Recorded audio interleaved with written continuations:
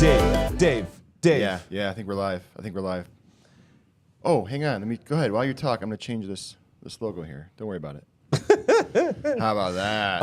Ooh, you got fancy on us. It's all color now, yeah.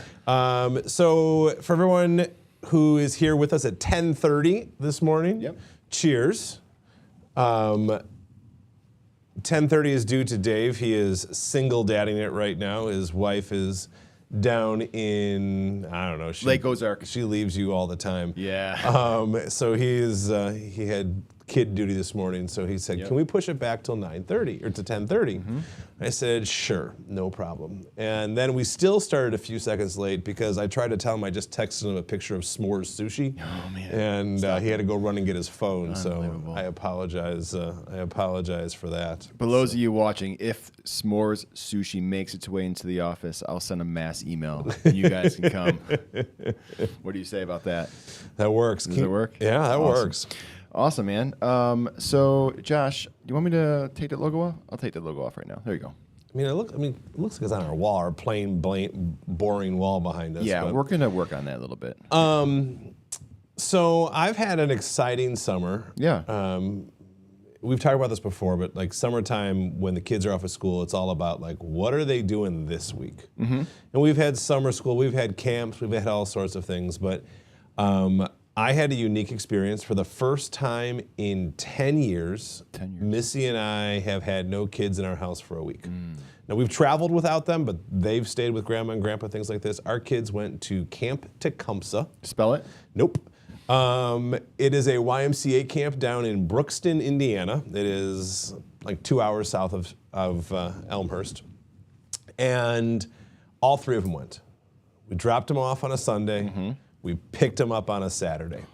And going down there, like there's nerves. You can tell there's nerves, both from the kids and from Missy and I. Yeah. We stopped for the world's longest lunch. We drop them off, and I think drop-off's gonna be like, you get their cabin set up, you walk around, you show them around, you get to give them kisses and words of wisdom. Oh no. Drop-off is put their stuff in their cabin, make their beds, and leave. Oh. Like there is no, like it's very, we were not prepared for the anticlimacticness of it. Yeah. And that was a little stressful. And then you get zero contact from your kids for a week. You have no idea if they're having fun. You assume since they haven't called you that they're healthy. Right. Yeah. You have no idea what's going on. Are they showering? Are they clean? Are they hurt in any way? Except for every day, 3 times a day, Camp Tecumseh uploads pictures to their website. And there are hundreds to go through. There's over 400 campers there, and so like they're all there. And for the most part, I put a picture up here. You can show this. This is one of the earlier days.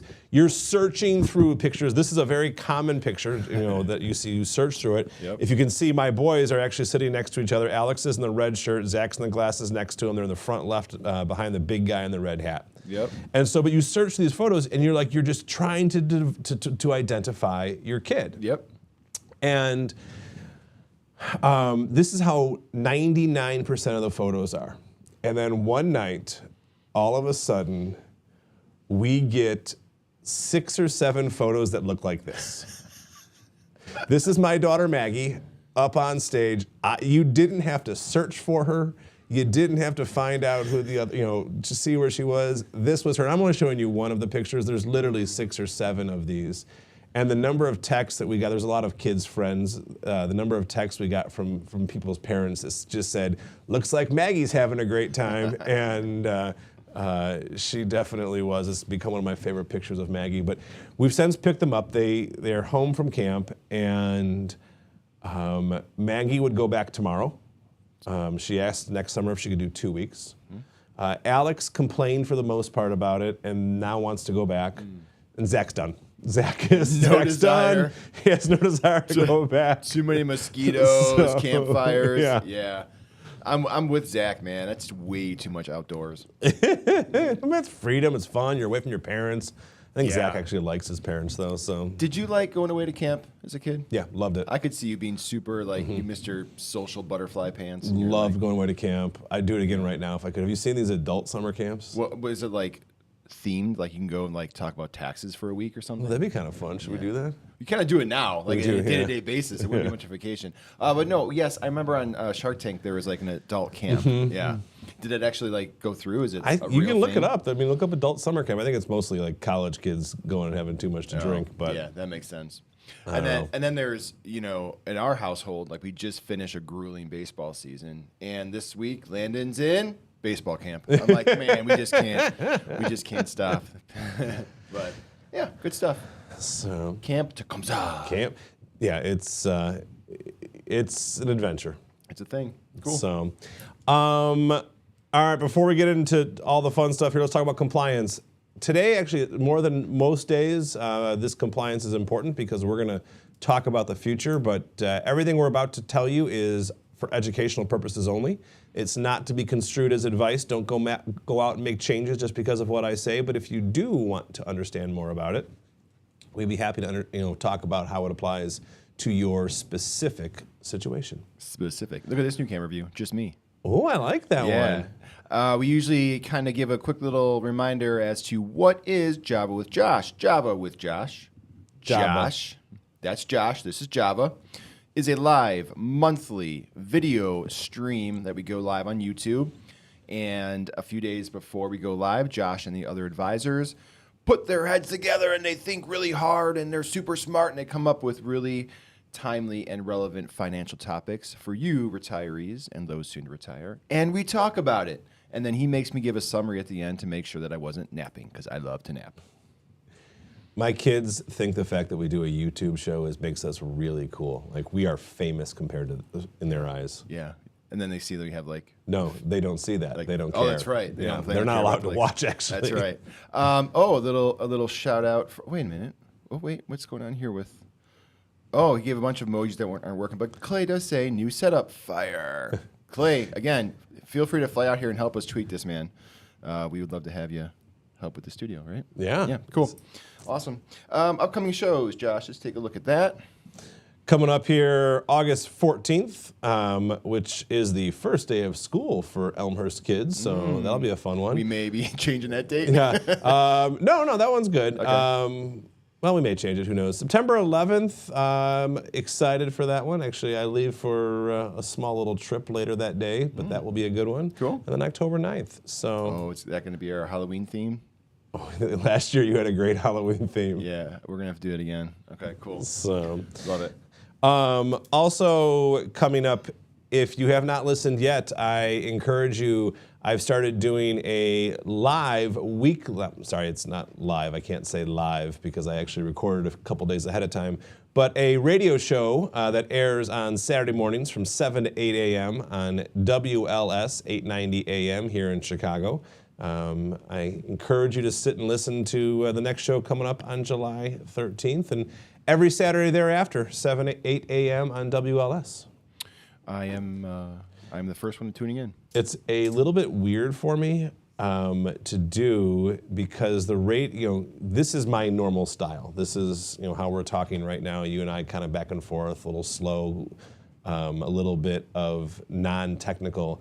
It's much more fast-paced. Like I have a co-host who I've actually never met in person. We've talked a ton on Zoom and on the phone. He's really good at what he does, but he's not quite as laid back and goofy as you are. Not many are, my friend. So. All right, well, speaking of goofy and laid back. Giving you the confidence to make retirement the best part of your life. It's such an awesome message. You just asked Brian to make an artwork piece for our wall. I did, and this actually means the world to me as we talk about what we do and why we do it. This is something that gives our office the drive to kind of go above and beyond for clients as much as we can. And I was talking to somebody else. This means so much to us. It gives us the confidence to know that what we're doing every day, what we're doing in our life, is making a huge difference to those who we serve. So I encourage everybody to make retirement the best part of your life. And if we can have any small part in giving you the confidence to do that, it makes us feel really good. Boy, I went way over on that one, didn't I? You're extra emotional today. I like it. So, yeah. All right. So, Josh, today, July 10th, what are we talking about, buddy?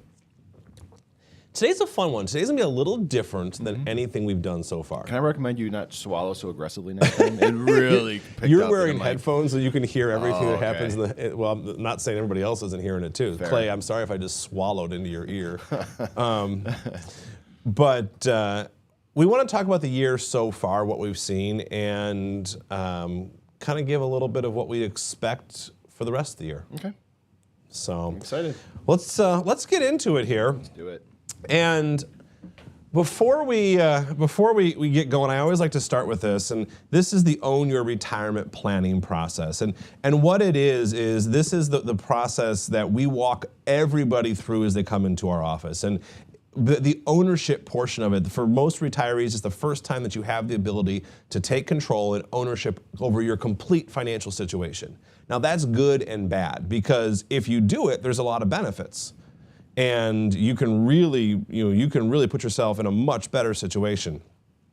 If you don't do it, though, there's a lot more risk and things that can come out and hurt you by not taking ownership and control. So there's good and bad to this. Now, what we're going to spend most of today talking about is the investments and wealth protection, as we usually do on the Java with Josh. For the most part, it's because what most people want to hear, the very timely stuff. The rest of it isn't quite as timely, but that's what we're going to spend today on. Now, let's talk a little bit about economic performance so far this year and things that have occurred. And this is something I stole from one of our borrowed it, yes. I'm not giving it back. Oh, okay. But I did. I'm using it from a piece from Lincoln Financial Group that they put out every month. And this is talking about things where we are economically. So this isn't the stock market right now, but I want to point a few things out here. And I'm going to start in the middle here of volatility. And volatility right now, we're at like record low volatilities. Volatility for an election year right now, it's kind of crazy how little volatility we've seen so far this year. Moving over here, unemployment. Unemployment has been pretty much below normal numbers for the last couple years. And you'd think that's a good thing, but that's kind of helped our interest rates stay higher for longer. We've recently seen a tick up in unemployment. And so while that may be bad for people who are out of a job, it might be good for interest rates into the future. Inflation, I'm going to spend some more time talking about here. GDP, we've actually seen GDP is still growing, which is good, but it's been growing a lot slower. So that means there's been a slowdown in our economy year over year.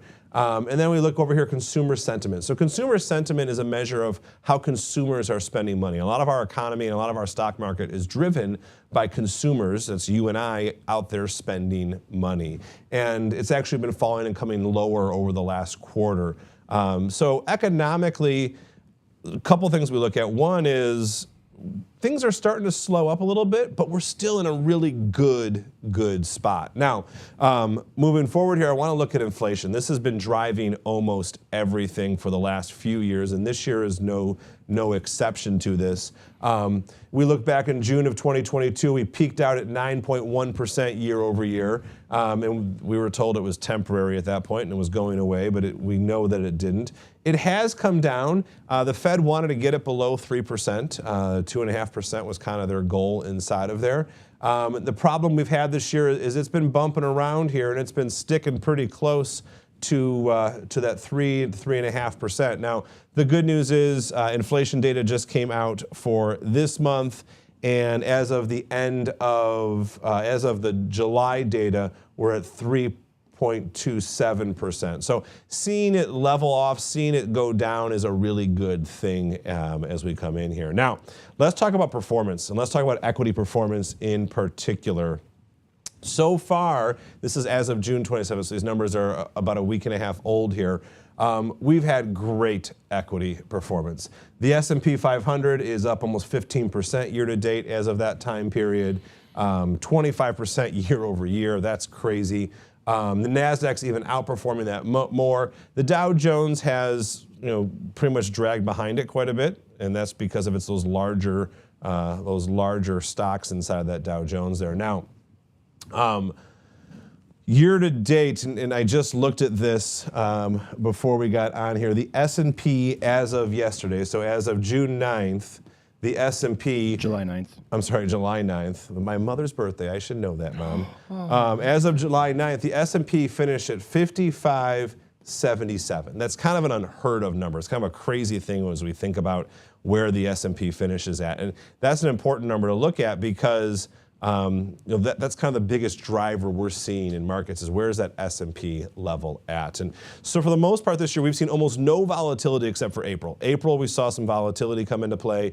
And other than that, we've pretty much been a very low, almost no volatility, straight up kind of year. Fixed income hasn't performed as well, so the bond performance hasn't been quite as well, hasn't gone quite as well. But very similar to the end of 2023 and most of 2023, we have the big seven. We have NVIDIA, Microsoft, and all of those fun players. In fact, Ben Sullivan, our Chief Investment Officer over at AE Wealth, he now calls it NVIDIA and Friends. But if you look at it, this is through the first half of the year.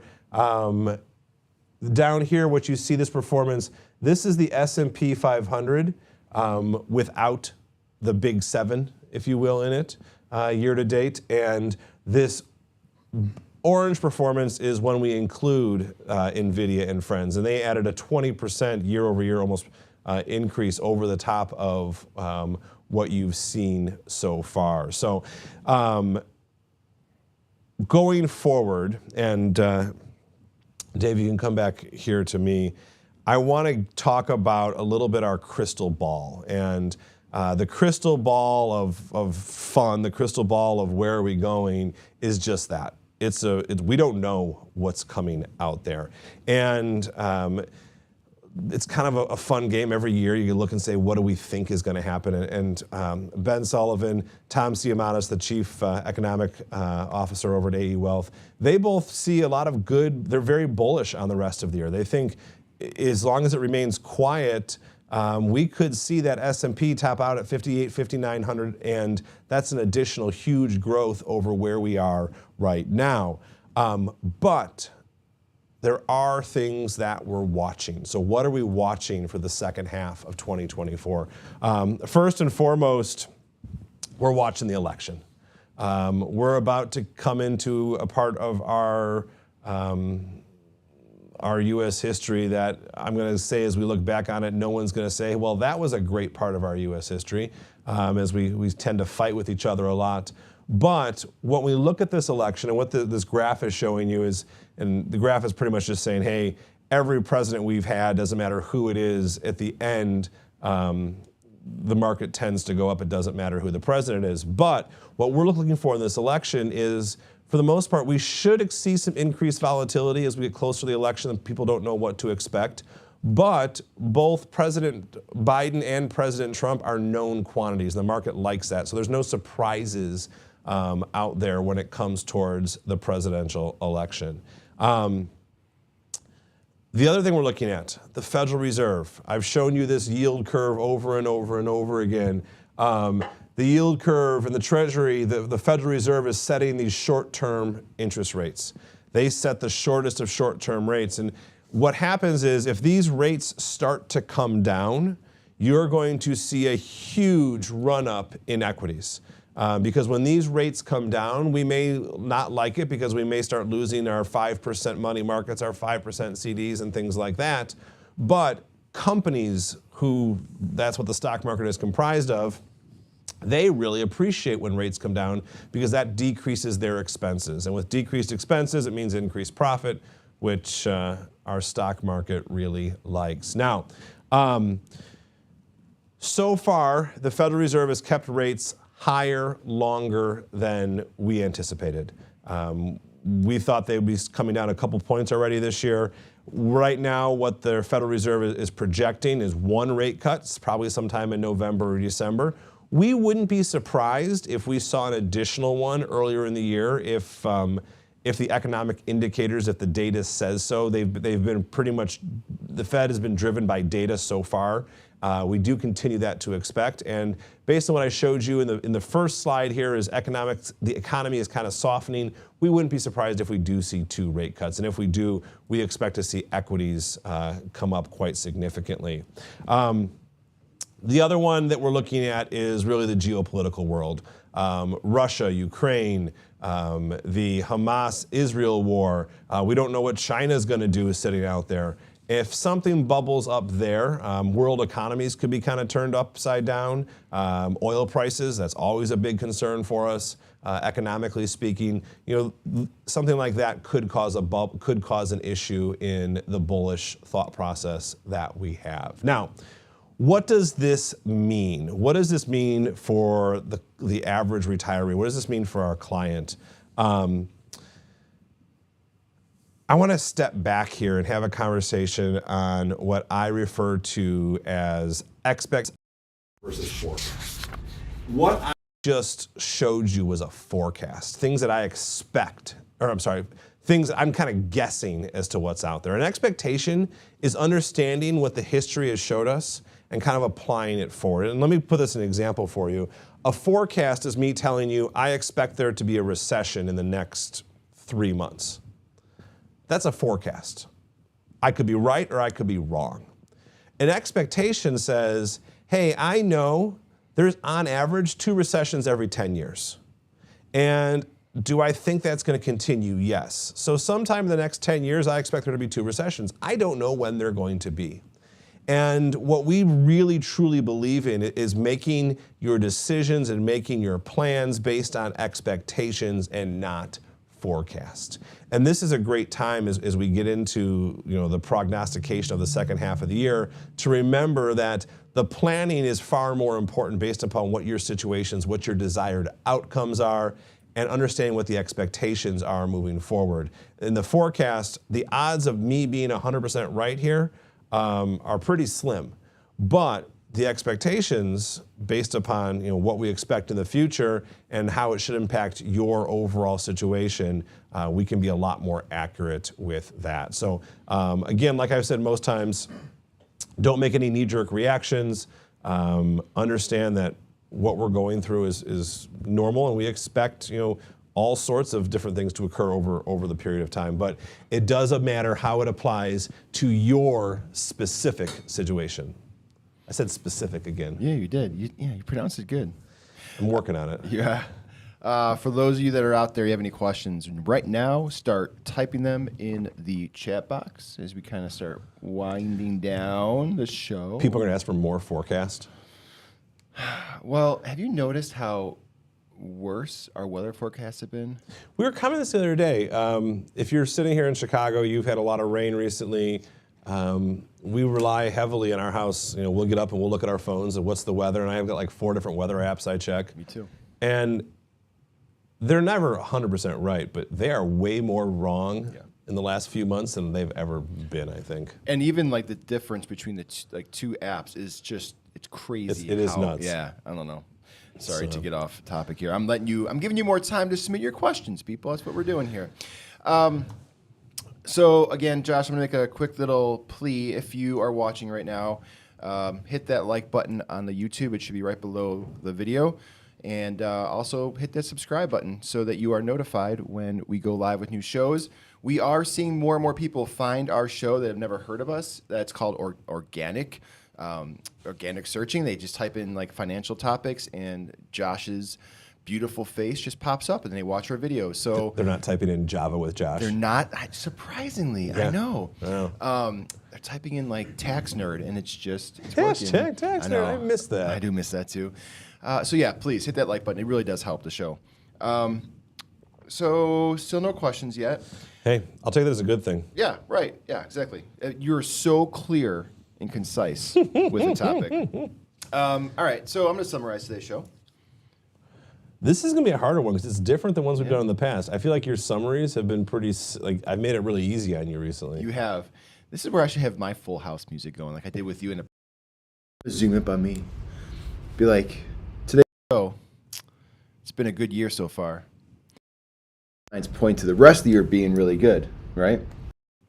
But nobody really knows. Like we just can't, like crystal ball. It's a crystal ball. We can guess. So be prepared no matter what, and stick to the plan. How was it? How was it, boss? Was it good? We haven't done a podcast in a while, you and I together, and I know it makes you sad, so I don't want to bring it up. But that was one of my favorite things when I used to make Dave summarize the show, and he wouldn't really listen, and he would just sit there and take notes the whole time, and I would never know what was going to come out of your mouth at the end. But that Dave relates to retirees. Oh man, see, I think we have sound effects here, but I'm afraid to press the wrong button. I have no idea what's going to come out, so I'm not going to mess with that. Again, still no questions. Please hit that like button. Last chance. Thank you in advance for that. So.